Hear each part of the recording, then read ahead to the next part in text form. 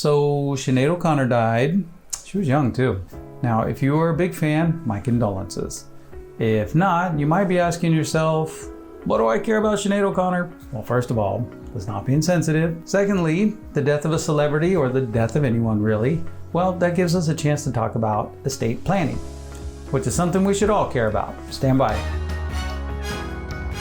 So it may not be the most uplifting of topics, but we're all gonna die.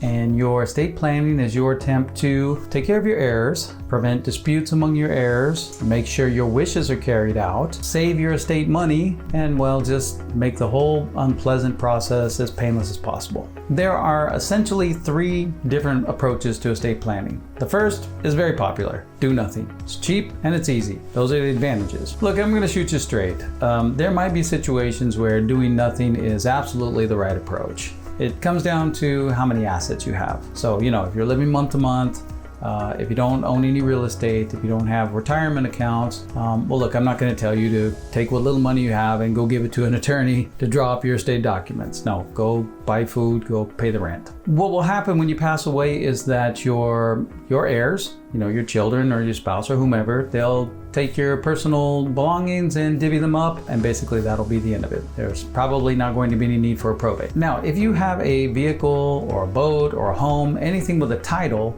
well, then your heirs probably will need to probate your estate. Why is that? Well, how are they supposed to sell your things? You're the only one who has authority to sign over those titles. So what your heirs will have to do is go to the court and ask the judge to name somebody as your personal representative. By the way, the terminology can vary a little bit from state to state, but the concepts are the same, so stay with me. Now, let's stay on probate here for a minute because there are a few more things you need to know. I got 5 points for you. First, a probate is a lawsuit, so there's going to be filing fees, there are going to be service of process fees, and attorney's fees, probably. I mean, you can try to make it through on your own, but you better hope you get a friendly and patient judge. So the first part of the probate process is notifying anyone and everyone who might have any potential claim to the estate. Notice is fundamental. In every area law it is, but in particular probate. You cannot get the action off the ground until everyone who is anyone gets notice of that lawsuit. We currently have a client who's a famous football player actually, and he has 14 siblings. So we're having a heck of a time tracking them all down, and we're just kind of stuck until we do. Once you have everybody served, then you go to the judge and you ask the judge to appoint a personal representative. Once you have that in place, okay, now you have somebody who can sign off on the estate of the dead person. The technical term for dead person is decedent,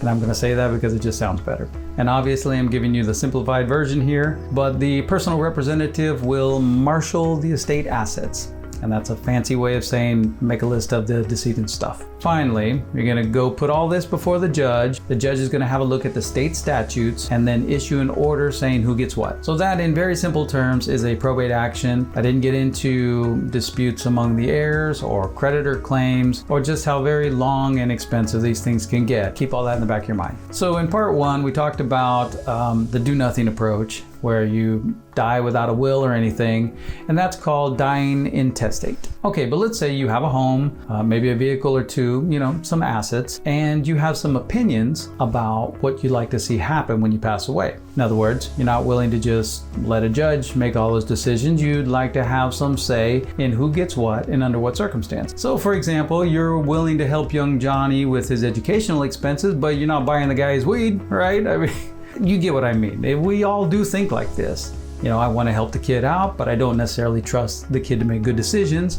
I mean, we remember how we were at that age. Good news, you can exercise quite a bit of control over your estate, even when you're gone, through a last will and testament.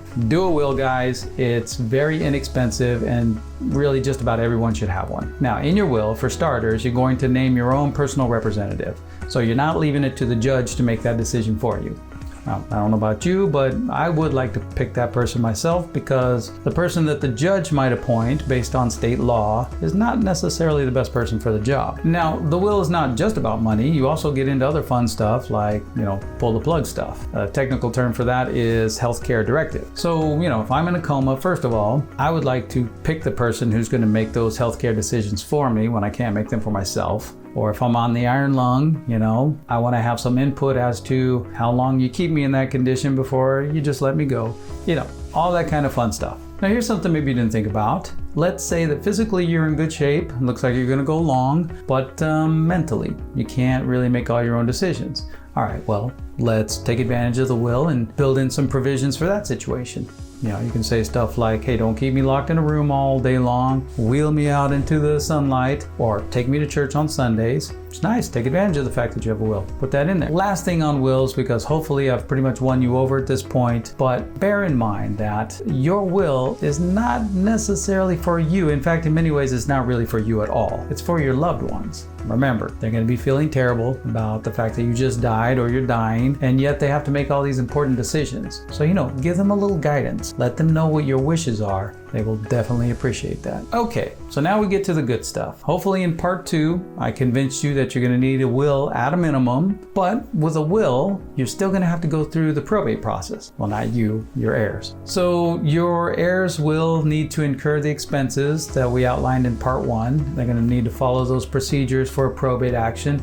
Now, look, you're still much better off, right? Because at least you're not leaving everything to a judge. You've outlined your wishes in your will, and the judge will try to respect those. So, that's definitely a step in the right direction. But wouldn't it be nice if your heirs could skip the courthouse altogether? Well, you guessed it, they can. And in this final section, we're going to talk about a will-trust combination. Now, if you're unfamiliar with the concept of a trust, then you should check out the several articles I've written on my website here. The articles are in the same style as these videos. I use plain language and I try to organize the material in a way that's easy to understand. But for our purposes here, you can think about a trust kind of like a company. It's a separate entity, and that's really the main advantage that it has, because the trust doesn't die when you do. Now let that sink in. Think about companies. If a president of a company dies, you don't necessarily have to shut down the business, right? Put another president in place, let's keep it rolling. Well, the same is true for a trust. Whatever you put in place with your trust will remain in place even after you're gone. As long as your key people, whom you have named in your trust document, are still around, well, everything will just continue. Let me explain. When you set up your trust, you're going to need to fill 2 key positions. The first one is the trustee. And you can think of the trustee like a president of a company. He or she is the one who has all the authority. He or she is the one who's going to be signing off on all the trust business. So for example, the trustee would be the one to set up a bank account for the trust, and the trustee will be the one signing on that account. Or if the trust is going to acquire some assets like a vehicle or investment property, then the trustee will be the one signing those docs. In estate planning, you will generally be your own trustee, initially at least. You don't have to be.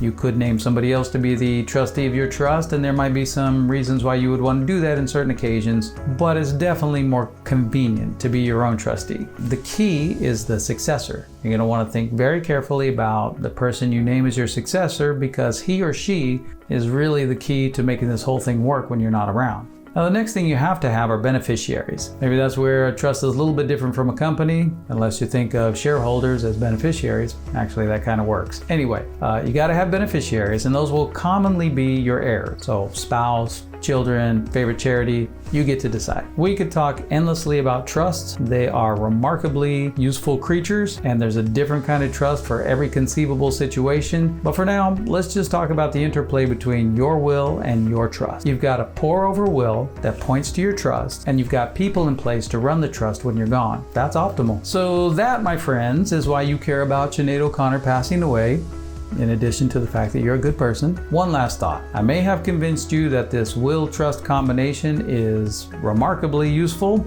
but you're worried that putting all this in place could cost thousands and thousands of dollars. Well, it does not. In fact, considering how important these documents are to you, the expense is quite minimal. Unless, of course, you have a massive estate, in which case you're not too worried about the attorney's fees. That's it for now. Next week, we're going to talk about Vladimir Putin and asset protection. I want to get that on the record now, because if I disappear, you'll know what happened to me. But hopefully, I will catch you then.